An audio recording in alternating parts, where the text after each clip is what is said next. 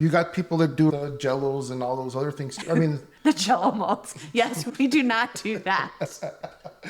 Wow, we are children of the 80s, right? So, I mean, I don't know if people still do it. I think people do. Called? Yeah. The other one, the one that's white. What's that one? Ambrosia? Ambrosia. Yeah. I always like saying that. Ambrosia.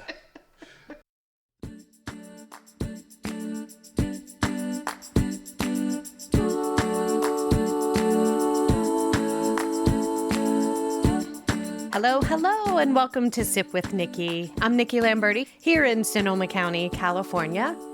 And I teach people about wine, and I make wine, and I drink a lot of wine. So if you are a new listener, welcome to the party. And if you are a faithful part of our Sip crew, thanks so much. I see you, and I appreciate you as we are nearing our 2-year anniversary of launching this podcast. We've all asked for more Michael, so here you go. Michael is my other half, and he has made some appearances in the podcast over the last, we're coming up on episode 100 here soon. Wow. And we have heard you all say that you love when Michael and I dish together. So, since we are in the days leading up to Thanksgiving, I have been getting a lot of questions, as I always do. Hey, Nikki, I'm headed to a Friendsgiving or planning for Thanksgiving. What is the perfect Thanksgiving wine or the perfect holiday wine or New Year's wine? So I'm going to give it to you. And Michael and I are going to weigh in on our thoughts on wine pairings for the holidays. And we're going to talk about his absolute favorite holiday all year. It is Thanksgiving. He'll talk about why, and we'll share with you some of our traditions and what is going to be on our table and why. And although Michael is an RN, a nurse by trade, which, yes, is a professional degree, he is also an amazing cook. We are both foodies, and we are partners in Solavato, which is our small wine brand, together.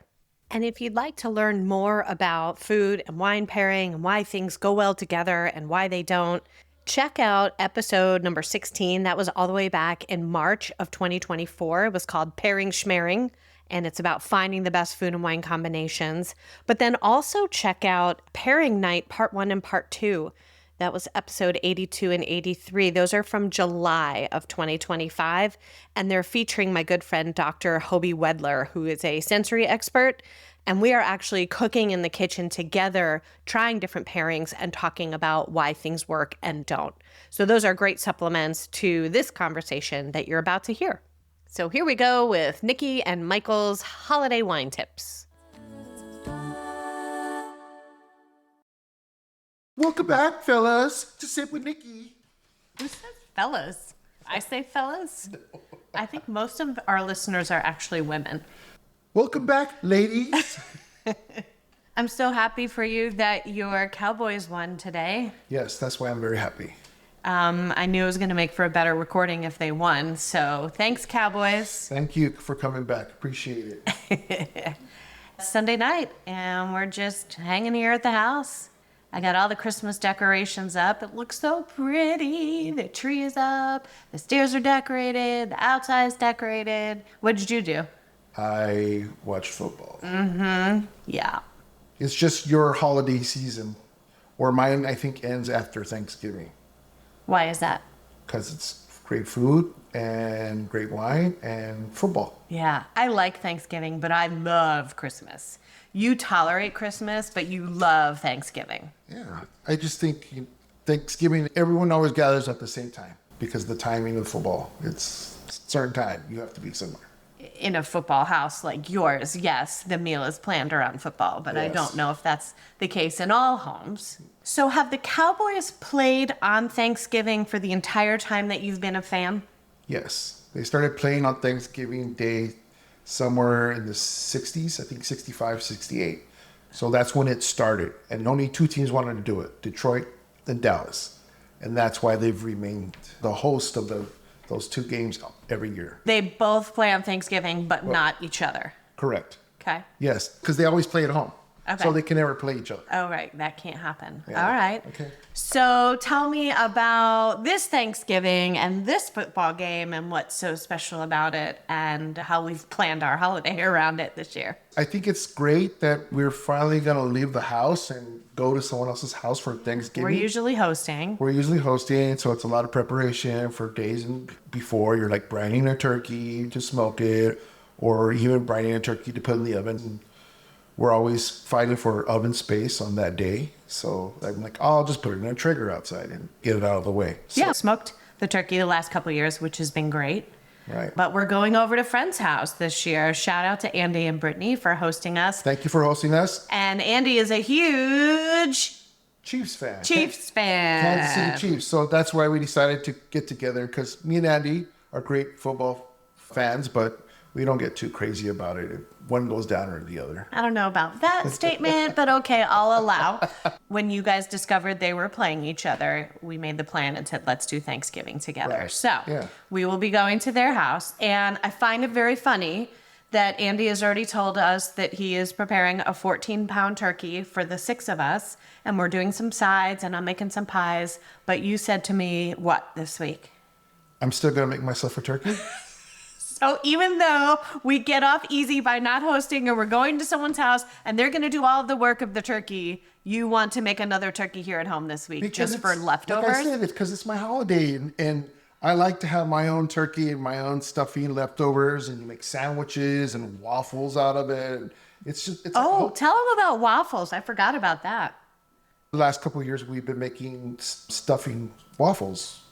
And then you put the cranberry sauce on top with some maple syrup, and they're delicious. Just mashed potatoes in that batter too, right? Yeah, that's right. Stuffing and mashed potatoes. Yeah. You are correct. That is the batter, and then you literally put it in a waffle iron. Yeah, it was makes. It's pretty easy. Yeah. Oh, I forgot about that. No, I'm really excited. So okay. Yeah, that's what I'm saying. You have to have all the little things. And I'm not saying I'm going to get a large turkey. I'm like, we're 2 people. What kind of turkey are you getting? A turkeyette? The turkey is like mostly bone anyways, so. Because I don't get the ones that are all injected with all the stuff. Good. That's good. All right. Because I normally brine it. If you're going to brine it, you don't need all that stuff already injected into the turkeys. All right. So even though we're not hosting, we're making a turkey, we're making stuffing, we're making... queso. Michael's making his famous queso, which is an appetizer, but also he likes to have it on his plate, almost like gravy. It's not my queso. It's my mom's queso. So thank you, Irma. Okay. For all right. the queso. And then I'm making some pies and a little charcuterie. And so we have to decide what wine we're going to take over, right? Correct. Andy works at Pride with me, and his wife, Brittany, also works in the wine industry. So we're all a bunch of wine nerds, and I'm sure there's going to be a nice lineup. But I've already had multiple messages this week from different people, including Carrie in Monterey, who was like, hey, I'm going to a Friendsgiving. What's a great wine to bring to pair with turkey? Right. People ask me this all the time. Do you get this question? No people ask me that. Nobody asks you that? No, they're more like, what are you going to cook? Are you going to smoke anything this year? But they're talking about on the food, Traeger. On the Traeger. Oh, right. Yeah. Because you can put everything. But what I like about Thanksgiving, and what I like that we've shared and you've added onto it, it's like courses now. So it's more like 3 different wines, because now we start with bubbles, because we're going to do some kind of oysters, or someone brings something with like seafood, or, it's kind of light and it's great with bubbles. And that's a great way to start. Or charcuterie board, which I'll be doing. Right. And then you move on to something a little heavier, like, it could be Pinot or Gamay or Viognier or Beaujolais or something like that. Look at you, fancy pants, listing off those things. Hey, you know what? I listened to Sip with Nikki. I learned a lot. You better listen to it. It's like you have a choice. Yes. Yeah, that's my answer to people. I have 2 ways to answer this question. Like, what is the perfect Thanksgiving wine or Christmas wine or wine that belongs on your table when you're doing a big traditional meal? The answer is all of them, or many of them. Yeah. Because it is a multi-course affair, like you said, and I don't know about you, but I'm sipping while I'm cooking or prepping. And then, we've got appetizers, and then we have the meal, and then we have dinner. So one wine or one type of wine is not going to carry you all the way through that. but also because think about, especially on a Thanksgiving table, and a lot of people do kind of a version of Thanksgiving for Christmas as well. Maybe they sub a lamb or a prime rib or, instead of the turkey, Right, but right. typically you have all the different sides. Or Right? ham. Or a Ham's a big ham, one. or a ham. Yeah. How many different things are on a holiday table besides the protein? Everything. That's the best part. It's all the sides. starches, Exactly. fruits. You got people that do like the jellos and all those other things. I mean, The Jello molds. Yes, we do not do that. I know. Wow, people do we it. are children of the 80s, right? So, I mean, I don't know. People still do it. I What's the think other people one do, called? yeah. The other one, the one that's white. What's that one? Ambrosia? Ambrosia. I always like saying that. Ambrosia. So yeah. You don't like that probably because it has coconut in it. Right, Yeah. correct, yeah. But yeah, the best part, I think what we all get so excited about for Thanksgiving is not just the physical turkey, if you eat that, but it's the variety of, oh my gosh, How does it vary with your mashed Italian? potatoes Because I and can tell you how stuffing. mine is different, but is there typically a lot of Italian mixed into the turkey? No, Because like mine- ours will have like, people will bring over tamales, we'll have chile con queso. Sometimes it's little tostadas with seafood, like a ceviche. So, that's also going to be a nice thing with some white wine. So, Sauvignon Blanc. Exactly. So you want to have a variety because it depends. But no, for us growing up, Christmas had more of the Italian influence Right. in the menu, but Thanksgiving pretty traditional in our house growing up with the green bean casserole, mashed potatoes. My mom makes a sweet potato casserole that everybody loves. It's basically like a She also dessert. makes the souffle I like. Oh, broccoli souffle. So, yes. Broccoli souffle, Yeah. green beans, Brussels sprouts. We make fresh cranberry sauce. So many different things. We've been making a cornbread and sausage stuffing. So, my point is, you're not picking a wine to pair with the turkey only.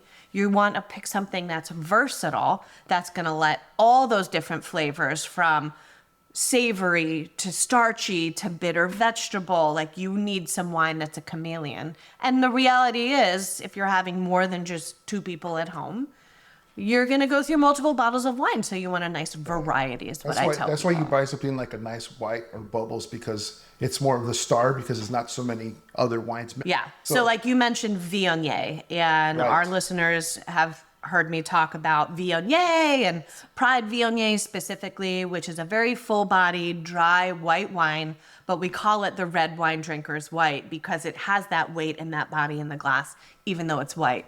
Super versatile with food pairing. We Right. pretty much always have Viognier on the table. I'm sure we will with Andy and Brittany this I've had it. We've had it with oysters, and Yeah. then we've also had it with turkey. So Yeah. it prepares well. So it's almost like you said, like a Pinot thicker red. Yeah. So Lighter Pinot red. Noir, I agree, very versatile. Also, I think great in a lineup for the holidays where you're drinking a lot of things because it's a lighter red, it has a lighter body, it has less tannin. I love a big, bold cab, right? I always say the bigger the cab, the better. I love a big, chewy Napa cab. But is it the most versatile with all of those different things on the holiday table? think so. Not necessarily, because of the tannin and the dryness. And then, you've got mom's sweet potato casserole, which literally has sugar in it. And then you take a sip of Right. Cabernet Sauvignon. And those Not good. yams Not and all good. those other things. Yeah. Maybe drink the cab after dinner. But I think if I was designing a wine menu for a holiday afternoon or evening, it would have a bottle of sparkling wine, like a Schramsberg. It would then have a white, like a Pride Viognier. Oh, we also have caviar. That's right. Caviar is another one. You have like the caviar. Christmas, we do that. Oh, not Christmas. Oh, I'm sorry. Christmas, we do the 7 fishes. So Sorry. yeah, we do a lot of Viognier and sparkling wine because we do caviar and baked clams and oysters, Right. shrimp scampi. So that's Christmas Eve in our house, which is a lot of sparkling wine, Viognier, and Pinot Noir. So I mean, both those holidays are the same. I feel The same as far as what? people can bring ham, bring turkey, bring like lamb. Christmas is also another one. So I feel those two holidays are very big as far as you could have so many different wine pairings. Yeah. with food. So what I'm going to recommend for people to do is have multiple glasses in front of you on the table. I did this last night when we went to Diavola, one of our favorite restaurants in Right. Sonoma County in Geyserville. And I had from our appetizer, which was a tuna tartare, I had a little bit of Sauvignon Blanc left in the glass. But then we had pizza and we had that beautiful pasta. And so we brought our Salato Sangiovese, right? So I had that. So I actually had both glasses in front of me. And so with each thing, the end of the tuna appetizer, the pizza, the pappardelle pasta, which had butternut squash and lemon, I was actually tasting a sip with the Sauvignon Blanc, and then I would do a bite and taste a sip with the Sangiovese to see the difference. And you threw a beer in there and was like, oh, taste this with the beer. It's a great pairing, which is a totally different flavor profile, right? And that was a hazy beer. Yeah. So yeah. Had a little bit more lemon or citrusy flavors to it. Yeah. So it's fun. I mean, this is guidance, and you guys have heard me talk about this before, but there really is no right answer. There is one right answer. Oh, what is that? Don't drink it with water. Don't pair with water. Don't pair it with water. Like, I understand, but like Diet Cokes and water, that's just what I'm trying to say. This is what wine is made for, these kind of foods. It's like... Tell me more about that. I've just been growing up and knowing it's just like water, right? Or tea or something else. There's just no drinks I feel that are more paired for holiday season than wines. Mm-hmm. We will be right back. This Christmas Eve, my family will be doing our traditional Italian Feast of the Seven Fishes. And I know exactly where I'm going to be getting some of that fish this year. If you heard episode 69 from April 2025, you heard my awesome conversation with Sina Wheeler. She's from a 5th generation fishing family, and she and her husband Rich founded Sina Sea. He catches wild, sustainably caught fish in Alaska, and then they cut it and package it and ship it right to your door. Did you know that a lot of people send premium wild Alaskan fish for holiday gifts? I would love to have a box of fish show up on my doorstep. It's a very thoughtful, sustainable, and delicious gift, and it can be served for special occasions and memorable meals. Copper River sockeye salmon is a very popular gift, and Sina Sea also has specialty items like crab, smoked salmon, lox, and their famous salmon and halibut spreads that belong on your holiday tables. They make gifting super easy because they pack every box with care. They can gift wrap it, leaving out price information, and even include customized gift notes. You can order anytime and then schedule shipment to time it perfectly for the holidays. They're a small family-owned business, and they've been kind enough to create a discount code for our listeners. The code is SIP and C, and you can use that on their website, SenaSea, SenaSea.com, for 10% off your order. That can be for a one-time purchase, or you can sign up and save with the subscription box. Sign up for their mailing list because they share lots of great recipes, and you'll even be entered to win a monthly gift card drawing. Go check out the delicious wild Alaskan fish at SenaSea.com. Healthy fish delivered easy. AmericanOliveFarmer.com is a business and a website owned and operated by my friend Liz Tagami and her husband Donald. They live up in Corning, California, and I recently had Liz on the podcast where we got to taste some of her delicious olive oils, both the Arbequina and Ascalano varieties, and they're grown and made right here in California.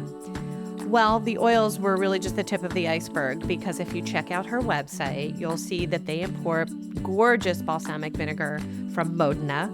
In fact, one of them uses 3 of my favorite Italian wine grapes as the base of the vinegar: Trebbiano, Lambrusco, and Sangiovese. I can't say that without singing. And while on their website, if you sign up to stay in touch, you'll receive their newsletter, and you'll get the fantastic recipes that Liz and Donald have created using their beautiful products. I'm so excited to introduce all of you to American Olive Farmer, and Liz has kindly created a discount code for our listeners. Use the code SIPWithNikki, capital S, capital W, and capital N, SIPWithNikki, for $10 off your order, and that can be anything from the site, whether it's delicious olive oils, vinegars, or even gifts. I mean, you can send someone an olive tree as a gift. How cool is that? Check out AmericanOliveFarmer.com and support this fantastic, small, California-based, woman-led business. You can even set up an olive oil subscription. Go, check it out. You're welcome. And now, back to the show. Because, like I said, elevate the food. When the food and the wine elevate each other, it's amazing. And I think Thanksgiving is one of those times that you have a better chance of it happening. Yeah. Ain't no water going to elevate any type of flavor that's in your mouth. Because the wine might not pair with one thing, but you have 75 other things to try it with. Yeah. And that's what I think is the amazing thing. Yeah. So I think what we're saying is have a variety of sparkling white and or rosé, a light red, which could be a Pinot Noir, or of course we're going to have our Sangiovese, which is also a very versatile medium red wine. That's what we're actually drinking tonight. What makes a wine versatile, especially a red wine, when we talk about Pinot Noir or Sangiovese or Beaujolais Nouveau, which was just released this past Thursday, and I did an episode about that. What makes especially a red versatile is that the body or the weightiness of it is not super heavy, and the tannins, which is that bitter, dry, chalky astringency, is not too heavy.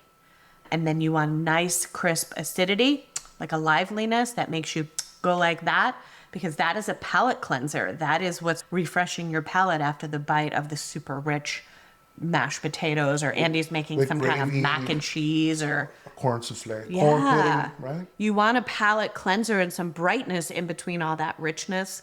And generally those lighter bodied red wines are going to have that nice crisp level of acidity. Sangiovese is known for that. It's savory foods, sweet foods. You have the rich flavors of other things, and it's all mixed together. So it's like, I just feel like I said, Pinot Noir. Like I like but I like a heavier Pinot too. I like a nice extracted Pinot from Russian River. You do. I'm a homer. I'm sorry. You do. We live in the Russian River Valley area of Sonoma County, yes, and that's one of your favorites. Is bigger, richer. Yeah. It's like rich. Yeah. I think I would just love to encourage people who are wine drinkers to take advantage when you're at a gathering. There's going to be multiple bottles of wine, and you should bring and contribute to that. Taste everything, even though you probably have one favorite that is your safe go-to. Like, you could drink that any night. You can drink that on any Tuesday in the year. Take this opportunity when you have multiple bottles being open to try different things. You may just be surprised. Thinking ahead to Thanksgiving, if we do my favorite, which you roll your eyes at, where we go around the table and say what we're grateful for or thankful for. What are you thankful for this year? First of all, I'm thankful for being here. Yeah. Because, it's not a given. I'm also thankful for you finishing your treatments and everything. Amen to that. I'm thankful for the friends and family I have, and just thankful for, like I said, being able to survive another year. Yeah. We've had a year. It's been a rough one.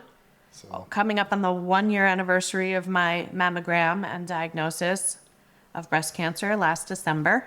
right, But made it through surgery, 16 rounds of chemo, 20 rounds of radiation. Feeling good. Feeling almost back to normal. Some lingering things are happening, but Right. I am grateful and thankful for modern medicine, that we caught it early and that the treatments were available and that I have insurance that covered a lot of it. So I'm very grateful for that, because that is not always the case. I feel good. Grateful to have it behind me, and thankful for all of the support from friends and family and everything we've been through this year. Yeah. Yeah. I'm grateful for our new puppies that we got this summer. Sometimes I'm grateful for it. They're a lot, Right. but they're lovely. 2 little girls. Get 2 little girls, he said. Get sisters, they said. No, they're great. They're just a lot of energy. Anything else about wine and holidays? Basically, we said there's really no wrong answer. That's right. It's just more about knowing some of the components, right? If there's going to be a turkey, there's going to be mashed potatoes, there's going to be these things. What I'm saying is, if you're going to bring a dish, bring a wine that pairs well with the dish that you're bringing. Okay. I think. All right. So let's do a speed round on what you think the answer is for each of these. If you are bringing, I'm going to tell you the dish, you tell me the wine, okay? Okay. You are bringing mashed potatoes. I would still stay in the Pinot because mashed potatoes is going to be served with turkey. Okay. You are bringing roasted Brussels sprouts with balsamic vinegar glaze. So now you have more higher acid, right? So I would be like a Chardonnay or Sauvignon Blanc. A white? A white. Okay. You are bringing... Viognier, actually. Yeah, Viognier would be great with that. You are bringing Susan Lamberti's famous broccoli souffle that's fluffy and eggy and airy. I would even be like bubbles with that one. Yeah. You're bringing ham. You're bringing a honey glazed ham. Oh, that's for sure a Russian River Pinot. Yeah. Pork and Pinot. Yeah. It's just a quintessential pairing. Right. It's just that's why they have a festival, pork and Pinot. Yeah. You're walking in the door with Michael and his family's favorite chile con queso. That's almost like Syrah. Yeah. We didn't mention Syrah. Did not. Yeah. Why Syrah? Because I think it pairs well with Mexican food with a little bit of spice. Like there's some wines that make the spice even worse in your mouth or it mutes the wine. Yeah. And I feel Syrah plays very well with it and it complements each other. It does well with spicy. That's what we love about Syrah and Grenache. Correct. Oh, Right. Grenache. I would have said Grenache. Yeah.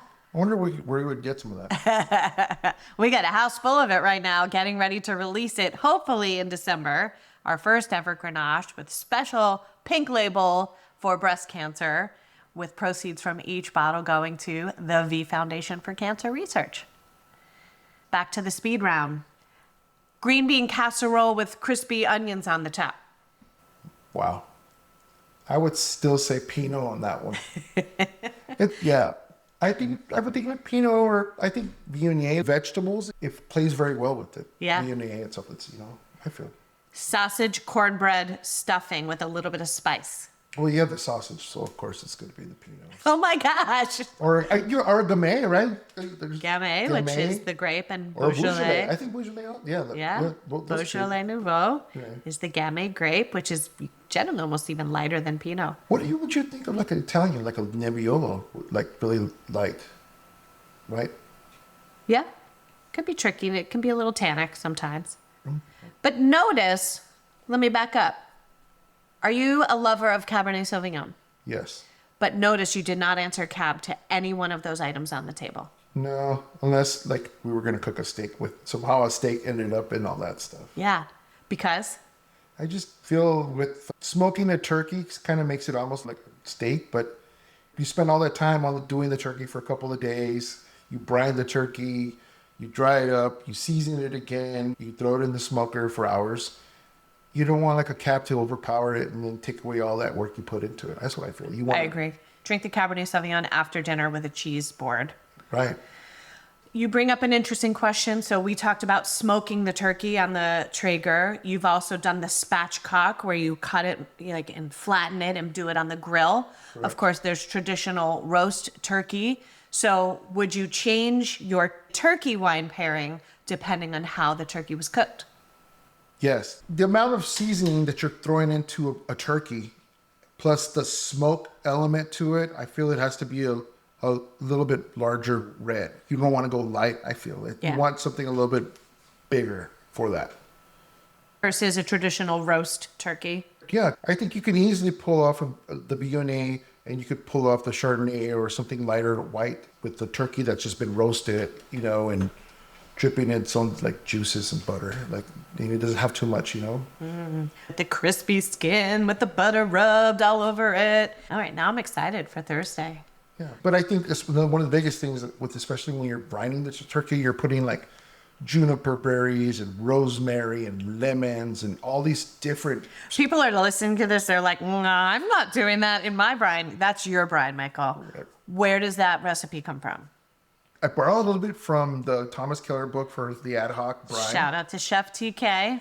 And then I got a little bit from Kenji Lopez.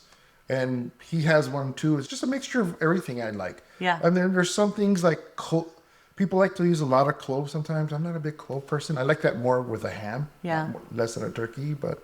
Maybe we'll put a link to your brine recipe that you like in the show notes so people can try it out. Sure. Okay. Cool. Anything else? Just enjoy the holidays And let's go Cowboys, 3 in a row, baby. I knew you were going to do that.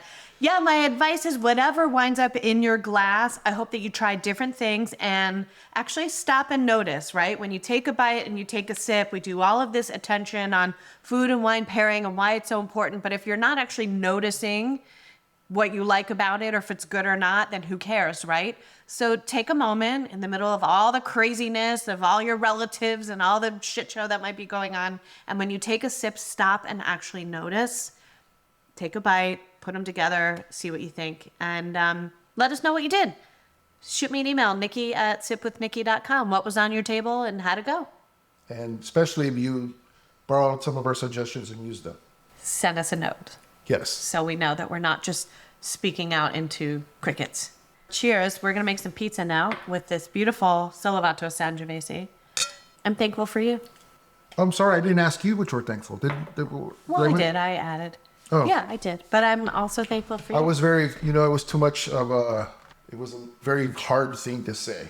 It's a very deep question sometimes to think about. I know. What you're thankful You for. got emotional. Yes, so Love you, Mina. I love you too. Oh, we got that recorded. Yes. I'm going to stop now while I'm ahead. She's gonna edit it. Quit while I'm ahead.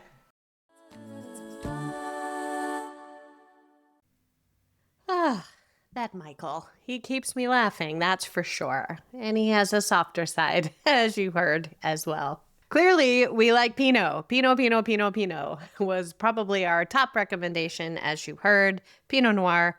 And Viognier was probably a close second. And of course, Sangiovese and Grenache, because we're homers, as we say. And that's why we make them, because we love to drink them. And we think they belong on every table, not just a holiday table. So check the link in the show notes for some of our favorites of each of those types of wine. And I'll make sure to list things that you should be able to get either locally or be able to order from the websites that I share so that they will be accessible and helpful for you.